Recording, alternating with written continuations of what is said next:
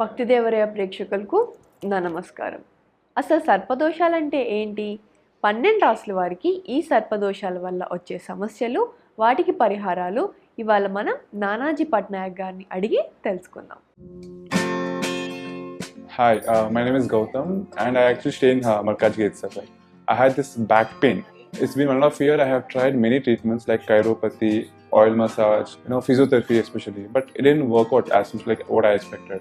I strongly suggest homeopathy. You people can carry on with the homeopathy. Area Malkajgiri and doctor name is like Nagesha Rao and the clinic name is Neocare Homeopathy. నమస్కారం గురువు గారు. శ్రీమాత్రే నమః. ఇప్పుడు అసలు సర్పదోషాలు అంటే ఏంటి గురువు? ఇప్పుడు 12 రాసుల వారికి సర్పదోషాలు ఎలా ఎఫెక్ట్ చేస్తాయి? తప్పకుండా అమ్మా. ఫస్ట్ ఆఫ్ ఆల్ ఏంటంటే ఈ సర్పదోషము అనేటువంటిది ఏదైతే ఉందో ఇది పర్టికులర్గా కొన్ని గ్రహాల యొక్క కాంబినేషన్స్ వల్ల ఏర్పడతాయి.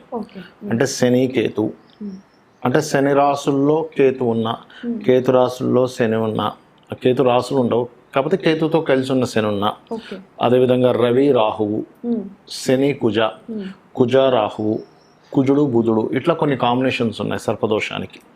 అవి ఒక్కొక్క లగ్నాన్ని బట్టి, ఒక్కొక్క రాశిని బట్టి, అండ్ అలాగే మనకి లగ్నం నుంచి ఉండేటువంటి భావాన్ని బట్టి, వాళ్ళకు ఉండే పోర్ట్ఫోలియోని బట్టి అది ఎఫెక్ట్ ఇస్తూ ఉంటుంది. బట్ జనరల్ సర్పదోషం ఉంటుంది. అంటే మేషంలో కానీ వృశ్చికంలో కానీ రాహు ఉన్న, లేకపోతే కుంభ మరియు అదేవిధంగా మకర రాశుల్లో కేతు ఉన్న, అదేవిధంగా శని రాహు ఆర్ శని వెళ్ళి మనకి రాహు శని కలిసి ఉండి సింహరాశుల్లో ఉన్న, ఇది ఒక రకమైనటువంటి సర్పదోషం ఇస్తుంది. ఇది 12 లగ్నాల వాళ్ళకి ఆ 12 రాసుల వారికి డిఫరెంట్గా ఇస్తుంది దీని ఫలితం అనేటువంటిది.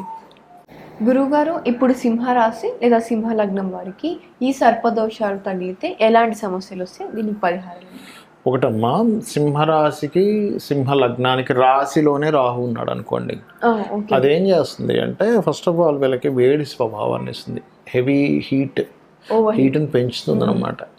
లేదా ఒక్కొక్కసారి అధికారులతో కానీ లేకపోతే వీళ్ళల్లో తెలియకుండానే ఒక ఇగో ఇది పెంచేస్తుంది.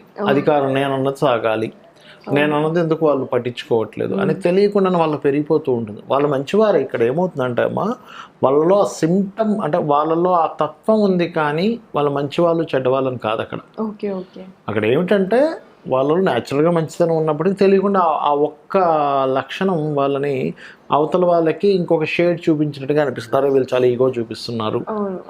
అయితే దీనికి మరి ఏమిటి అంటే సూర్యభగవాను చూస్తూ దుర్గా స్తోత్రం చదువుతూ నీళ్ళని కనుక వదిలినట్లయితే, సింహరాశిలో ఉండేటువంటి రాహు వల్ల ఏమిటంటే వీళ్ళు ఎదగాలనుకునే స్టేజ్కి ఎదగడం జరుగుతుంది అప్పుడు.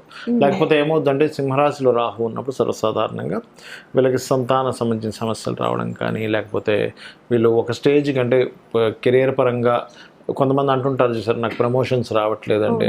ఇది వీళ్ళకి వృశ్చిక లగ్నం వాళ్ళకి కూడా పనిచేస్తుంది. బట్ వీళ్ళు పర్టికులర్గా కొంచెం ఈ హీట్ రిలేటెడ్, ఈ కంటికి సంబంధించిన ఇట్లాంటి హెల్త్ ఇష్యూస్ కూడా ఎదుర్కొంటూ ఉంటారు. అలాగే 4th హౌస్లో ఏర్పడింది అనుకోండి సర్పదోషం వృశ్చికంలో వీరికి, వీళ్ళు ఏదైనా ప్రాపర్టీ తీసుకునేటప్పుడు చూసుకోవాలి. కాకపోతే వీళ్ళకి కాంబినేషన్ అనేది బయట దేశాలకు వెళ్ళి చదవడానికి కూడా తోడ్పడుతుంది. అంటే ఒక మంచి ఉంటుంది, ఒక జాగ్రత్త తీసుకోవాలి. మరి ఇదే సర్పదోషం కేతు ద్వారా 6లో ఏర్పడింది అనుకోండి, అప్పులు పర్టికులర్గా వీళ్ళు వర్క్ చేసేటువంటి ఆర్గనైజేషన్లో కొలీగ్స్కి అప్పులు ఇవ్వడం ద్వారా అనవసరం గొడవలు వస్తూ ఉంటాయి. అలా కాకుండా ఇప్పుడు సప్తమంలో కేతు ద్వారా సర్పదోషం ఏర్పడింది అనుకోండి అమ్మ, అప్పుడు జరిగే ఫలితాలు ఏమిటి అంటే ఒక బిజినెస్ డీల్ లాగా అనుకుని ఒక వివాహం చేసుకోవడం, తర్వాత అది ఫుల్ఫిల్ అవ్వట్లేదని బాధపడడం. కొంతమంది వివాహాలు మీరు చూసినట్లయితే ఎలా ఉంటుందంటే, సరే వీళ్ళతో వివాహం చేసుకుంటే నాకు ఈ రాజకీయంగా లబ్ధి ఉంటుంది, లేకపోతే వీళ్ళతో వివాహం చేసుకుంటే నాకు ఈ బిజినెస్ పరంగా కలిసి వస్తుంది, లేకపోతే నేను చేసే దానికి ఈ అమ్మాయిని చేసుకోవడం ద్వారా నాకు సపోర్ట్ అవుతుంది అనుకుంటారు. కానీ ప్రతిసారి మీరు అనుకున్నట్టు అవ్వాలని రూల్ లేదు. బికాజ్ ఆఫ్ 7th హౌస్లో కేతు ఉన్నప్పుడు మీరు అనుకున్నది ఒకటి, అక్కడ జరిగే విషయం వేరేది అవుతూ ఉంటుంది. కాబట్టి అట్లాంటిది ఏదైనా ఎక్స్పెక్టేషన్స్ పెట్టుకునేటప్పుడు ఈ 7th హౌస్లో కేతు ఉన్నప్పుడు అలాంటి ఎక్స్పెక్టేషన్స్ ఎక్కువగా పెట్టుకోకూడదని చెప్తుంది శాస్త్రం. అలాగే భాగ్యస్థానంలో సర్పదోషం ఏర్పడినప్పుడు ఇది 2 రకాలుగా ఇస్తుంది. ఎలాగా అంటే మేషంలో రాహు ఉన్నాడు, సింహలగ్నం అయింది, ఆడు సింహరాశి అయింది. అప్పుడేంటి పితృదోషం కింద కూడా వెళ్తుంది సర్పదోషం విత్ పితృదోషం. అలాంటప్పుడు అమావాస్యలు సమయంలో గనక రావి చుట్టూ ప్రదక్షిణాలు చేసినట్లయితే ఈ యొక్క సర్పదోషం అనేటువంటిది క్లియర్ అవుతుంది. ఓకే, అలాగే మరొకటి ఏంటంటే అమ్మ, ఇక్కడ ఈ 12వ స్థానంలో రాహు ఉంటుంది కొంతమందికి. అలాంటప్పుడు ఏంటంటే మీరు ఇన్వెస్ట్మెంట్స్ చేసే విషయంలో తప్పుడు ఇన్వెస్ట్మెంట్ చేయడం వల్ల మోసపోతూ ఉంటారు. రాహు 12లో ఉండి ఆ సర్పదోషం కనుక ఏర్పడినట్లయితే అప్పుడు కొంచెం చూసుకోవాలి. అయితే ఇక్కడ 12వ స్థానాధిపతి ఎక్కడున్నాడో కూడా చూసుకోవాలి. ఒకవేళ చంద్రుడు వెళ్ళి మరలా ఒక శుభగ్రహంతో కలిసాడు అనుకోండి అమ్మ, అప్పుడు ఏమవుతుంది, ఒకవేళ పోయినా మళ్ళీ అతను సంపాదించుకోగలడని ఒక హోప్ పెట్టుకోవచ్చు. ఈ జాగ్రత్తలు తీసుకోవాలి. ఒకటే, ఎట్లాంటి సర్పదోషం ఉన్నా సర్పసూక్త పారాయణం చేసుకోవడము, నాగప్రతిష్ఠ చేసిన వాడి దగ్గర ప్రతిష్ఠ ఆ రావి చుట్టూ ప్రదక్షిణాలు చేయడము, రాహుకేతువులు దీపాలు పెట్టుకోవడం, ఇవి చేసినట్లయితే దోషం అనేది తొలగుతుంది, హ్యాపీగా ఉండొచ్చు.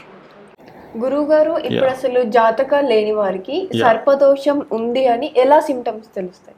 ఇప్పుడు ఒకవేళ సిమ్టమ్స్ తెలిస్తే దాన్ని మనం ఎలా పరిహారం చేసుకోవచ్చు? చాలా మంచి ప్రశ్న వేసారమ్మా. ఇది తెలియక చాలా మంది ఇబ్బంది పడుతూ ఉంటారు. అయ్యో నాకు జాతకం లేదు, నేను ఎలా తెలుసుకోవాలని. చాలా ఈజీగా తెలుసుకోవచ్చు. దాన్ని చాలా ఈజీగా మనం క్లియర్ చేసుకోవచ్చు. మన లైఫ్ని హ్యాపీగా చేసుకోవచ్చు. అది ఎలాగో చెప్తాను చూడండి. ఇప్పుడు చిన్న ఎగ్జాంపుల్, వాళ్ళకి మాటికి సంతానం పొందే విషయంలో మిస్క్యారేజ్ ఎక్కువ అవుతున్నాయి అనుకోండి అమ్మ. పాపం వాళ్ళు ఏమీ తప్పు చేయరు, కానీ మిస్క్యారేజ్ అవుతూ బాధపడుతూ ఉంటారు. అలాంటి వాళ్ళకి 5వ స్థానంలో సర్పదోషం ఏర్పడిందని మనం అర్థం చేసుకోవాలి. అలాంటప్పుడు పెద్దగా భయపడకుండా దత్తాత్రేయుడి మంత్రం ఉంటుంది. జయ గురుదత్త, శ్రీ గురుదత్త కానీ, లేకపోతే దిగంబర శ్రీపాదవల్లభ దిగంబర అని కానీ చేసుకున్న సర్పదోషం పోతుంది. అంటే వాళ్ళు అర్థం చేసుకోవాలి, ఓహో నాకు 5మలో సర్పదోషం ఉన్నట్టుంది. చాలా మంది ఏమనుకుంటారు అంటే సర్పదోషం ఏర్పడడానికి ఏదో పూర్వజన్మలో సర్పాన్ని చంపామనుకుంటారు. అలా కాదు.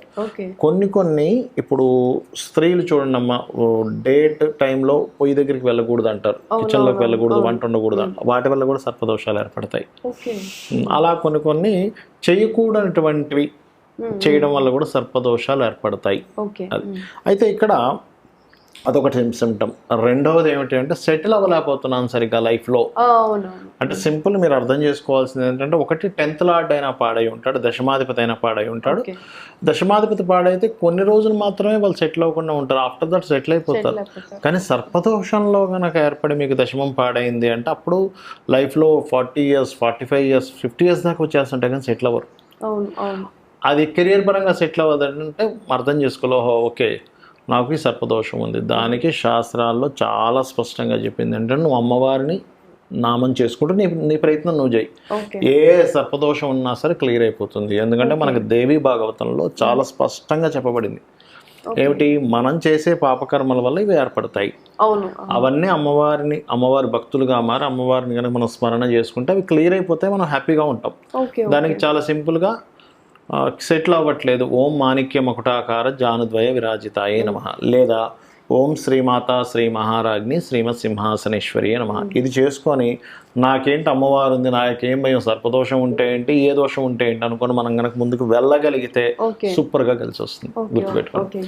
అలా సెటిల్ అవ్వకపోవడం, లేకపోతే అతను లైఫ్లో నేను చూశాను కొంతమందికి దాదాపు ఒక 20 ఏళ్ళ వయసు నుంచి అతను వ్యాపారాలు చేయడం మొదలు పెడతాడు. 1 కాదు 2 కాదు, ఎన్ని వ్యాపారాలు చేస్తారు. ప్రతి 3 నెలలకి, ప్రతి 6 నెలలకి, ప్రతి సంవత్సరం ఒక వ్యాపారం చేస్తుంటారు. ఏ వ్యాపారం కలిసి రాదు. అది కూడా సర్పదోషానికి ఒక సిమ్టమ్. అప్పుడు ఏంటంటే పర్టికులర్గా ఇంద్రగోప పరిక్షిప్త స్మరతూనా భజంగికాయే నమః. మరి కొంతమందికి ఎప్పుడు ఏదో ఒక పెయిన్ఫుల్గా ఉంటుందమ్మా వాళ్ళకి లైఫ్లో. ఎప్పుడు చిన్నప్పటి నుంచి నాకు ఎప్పుడు ఏదో బాధేనండి అంటూ ఉంటారు. అలాంటప్పుడు ఏమిటంటే ఓం మధుసూదనాయ నమః అనుకోవాలి. మీరు గమనించవచ్చు, ఎవరికైనా బాగా పెయిన్ఫుల్గా ఉందండి నా లైఫ్లో ఎప్పుడు అనుకున్నప్పుడు వాళ్ళని చెప్పాలి, ఏమంటే మీరు మధుసూదనాయ నమః అనుకోండి అనగానే తెలియకుండానే వాళ్ళకి ఆనందం వస్తుందమ్మా. పెయిన్ఫుల్ ఉన్నా, లేకపోతే కొంతమందికి ప్రతిదానికి భయపడుతూ ఉంటారు, అధైర్యంగా ఉంటారు, ప్రతిదీ భయపడుతున్నారంటే వాళ్ళు కూడా ఏదో సర్పదోషం ఉంది. అంటే ఏమిటి, భయం వేస్తూ ఉంది. సర్పం యొక్క లక్షణం ఏంటి, అది అలర్ట్గా ఉంటుంది ఎప్పుడేమవుతుందో అని. సర్పాన్ని చూసినా మనకు భయం వేస్తూ ఉంటుంది కదా. అంటే ఒక భయాన్ని క్రియేట్ చేసేటువంటిది వాళ్ళకి ఎప్పుడూ లైఫ్లో మైండ్లో అలా ఉంది అంటే వాళ్ళ సర్పదోషానికి గురైంది వాళ్ళ లైఫ్ అనేటువంటిది. అదొకటి. ఇంకోటి ఏంటంటే ఇవన్నీ అసలు ఎందుకు వస్తాయంటే పూర్వజన్మల్లో వీళ్ళు ఎవరినో కావాలని భయపడుతూ వచ్చారు. ఓకే ఆ యొక్క పాపం నీకు ఈ జన్మలో ఒక భయం రూపంలో వెంటాడుతుంది, ఓకే అలా అనమాట. అండ్ అలాగే మాటిమాటికి చిన్న చిన్న విషయాలకి యాక్సిడెంట్స్ అవుతున్నాయి, లేకపోతే ప్రతిసారి ఏదో ఒక భారీ లాస్ వచ్చి తను ముంచేస్తుంది. అంటే ఒక్కోసారి ఎలా ఉంటుందంటే అమ్మ, వీళ్ళు చక్కగా ఒక ఇల్లు కట్టుకుందామనో ఏదైనా ఒక ప్రాపర్టీ తీసుకుంది, ఏదో సంథింగ్ ఒక ప్రణాళిక వేస్తూ ఉంటారు. సరిగ్గా డబ్బులన్నీ సమకూరేసరికి ఒక పెద్ద లాస్ వచ్చి డబ్బులన్నీ పోతాయి. మళ్ళీ ప్రణాళిక, మళ్ళీ డబ్బులన్నీ పోతాయి. అదేదో చూడండి, మనకి వైకుంఠపాలు ఆడినప్పుడు ఆ గమ్యానికి వెళ్ళేసరికి ఇంకో పాము వచ్చి మింగేస్తుంటారు చూసారు, అలా పాము వచ్చి మింగేసినట్టుగా వీళ్ళ లైఫ్లో పైదాకా వెళ్ళడం, మళ్ళీ కిందకి వెళ్ళిపోవడం జరుగుతుంటుంది. అది కూడా సర్పదోషానికి మనం సర్పదోషం ఉందని అర్థం చేసుకోవాలి అక్కడ. అలాంటప్పుడు మీకు అంత పైకి వెళ్ళి మనకి మళ్ళీ డౌన్ అయిపోతున్నాము అన్నప్పుడు మనం ఏమైపోతాం, సర్వసాధారణంగా అలాంటి సమయంలో డిప్రెస్ వెళ్ళిపోతాడు మనిషి. వచ్చి నేనేం తప్పు చేశాను అంటే వీళ్ళకి తెలియదు కదా, ఈ జన్మలో నేను ఎవరికి తప్పు చేయలేదు కదా అనుకుంటాం. కానీ శాస్త్రం ఏం చెప్తుంది అంటే పాస్ట్ లైఫ్లో నువ్వు ఏదో మిస్టేక్ చేసి ఉంటావు, అందుకు నేను ఇలా వెంటాడుతుంది, దీన్ని నువ్వేం కంగారు పడకు. లలితా సహస్రనామాల్లో ఓం అష్టమీ చంద్ర విభ్రాజ అలికస్థల శోభితాయి నమః అనే నామం ఉంది. ఇది కనుక చేసుకుంటే నీ అప్ అండ్ డౌన్స్ అనేవి క్లియర్ అవుతాయి. అంటే సగం దూరం వరకు ప్రయాణం ఉంది, ఇంకొంచెం అయ్యేసరికి నేను చేరుకుంటాను సరే మళ్ళీ కింద పడుతున్నాను. అంటే అష్టమీ చంద్ర అంటే అష్టమి నాడు చంద్రుడు ఉండేటువంటి ఆ యొక్క అష్టమి నాడు తిథి దేవత అని ఒకరు ఉంటారు, త్వరితాదేవి. ఆ త్వరితాదేవి యొక్క ఆరాధన జరుగుతుంది ఈ మంత్రం ద్వారా. అప్పుడు నువ్వు దాని నుంచి బయటపడగలుగుతావు అనేటువంటిది. అలాగే మరి కొంతమందికి మానసిక రుగ్మతలు ఉంటాయి, అది కూడా సర్పదోషం వల్లే ఏర్పడుతుందమ్మా. మానసిక రుగ్మతలు, ప్రతి దానికి డిప్రెస్ అయిపోతున్నాడు, ప్రతి దానికి ఇదైపోతున్నాడు, సర్పదోషం అనమాట అది. దానికి ఏం చేయాలి అంటే, ఒకటి కొన్నిసార్లు ఉట్టి చంద్రుడు పాడైనా అలా జరుగుతుంది. ఇప్పుడు నేను చెప్పిన వాటిల్లో ఒక్కోసారి శని పాడైతే కూడా వాళ్ళకి ఈ జాబ్ రిలేటెడ్ సంబంధించిన విషయంలో ఇబ్బంది ఉంటుంది. కొన్నిసార్లు బుధుడు పాడైతే వ్యాపారాల్లో కూడా కలిసి రావాలి, ఇది కూడా చెక్ చేసుకోవాలి. శని పాడయ్యాడా, బుధుడు పాడయ్యాడా, నిజంగానే సర్పదోషం ఉందా అనేటువంటిది. అయితే ఇక్కడ మనం జాతకం లేని వాళ్ళ గురించి మాట్లాడుకుంటున్నాం కాబట్టి కొద్దిగా ఈ రెమెడీస్ చేసుకుంటే కూడా బాగుంటుంది. అయితే ఇక్కడ మానసికమైనటువంటి రుగ్మతలు పోవాలి అంటే మెడిటేషన్ చేసుకోవడము, ఓం మనస్విని నమః అనే నామస్మరణ చేయడము, అదేవిధంగా బియ్యము ఇటువంటివి దానంగా ఇవ్వడం, అన్నదానాలు చేయించడము, ఇట్లాంటివి చేస్తుంటే మానసికమైన వికారాలు తగ్గుతాయి. సో ఇక్కడ ఏంటంటే ఈ సర్పదోషం ఉంది కానీ నాకు జాతకం తెలియదు అనుకునేటువంటి వారు ఈ యొక్క సిమ్టమ్స్ ద్వారా కనుక్కోవచ్చు. కానీ నేను చెప్పేది ఒకటే, జ్యోతిషాస్త్రం అనేటువంటిది మనం ఏదో భయపడడానికి కాదు, ఒక మార్గం చూపించడానికి జ్యోతి. కాబట్టి ఇవి చేసుకొని ఖచ్చితంగా వీళ్ళు బయటపడవచ్చు. ఇక్కడ ఇంకోటి ఏంటంటే అమ్మ, సర్పదోషాలు ఏర్పడినప్పుడు నేను చెప్పినటువంటి లలితాసహస్రనామాల్లో ఈ నామాలతో పాటు రావి చెట్టు ఉంటుంది మనకి. రావి చెట్టు చుట్టూ మనకి సర్ప ప్రతిష్ఠ చేసి ఉంటాయి. దాని చుట్టూ ప్రదక్షిణం చేసి చక్కగా వాటి మీద పసుపు కుంకుమ గంధం కలిపిన వాటర్తో అభిషేకం చేయడం ద్వారా సర్పదోషం ఒకటి పోతుంది. గోసేవ చేయడం ద్వారా కూడా పోతుంది. అయితే కొంతమంది విదేశాల్లో ఉంటారు, అప్పుడు అలాగా అన్నప్పుడు సర్పసూక్త పారాయణం అని ఉంటుంది. అది వినడం కానీ చదవడం కానీ సర్పసూక్త పారాయణం చేయించుకోవడం ద్వారా కూడా మనకి క్లియర్ అవుతుంది అని చెప్తుంది శాస్త్రం. థ్యాంక్ యూ సో మచ్ గురువు గారు. ఇప్పుడు సర్పదోషాలు తగిలితే మనం ఎలా ఎఫెక్ట్ అవుతాము, ఒకవేళ ఎఫెక్ట్ అయితే వాటి పరిహారాలు కూడా మీరు చెప్పినందుకు థ్యాంక్ యూ సో మచ్. మళ్ళీ నెక్స్ట్ ఎపిసోడ్లో కలుద్దాం. నమస్కారం. శ్రీమాత్రే నమః.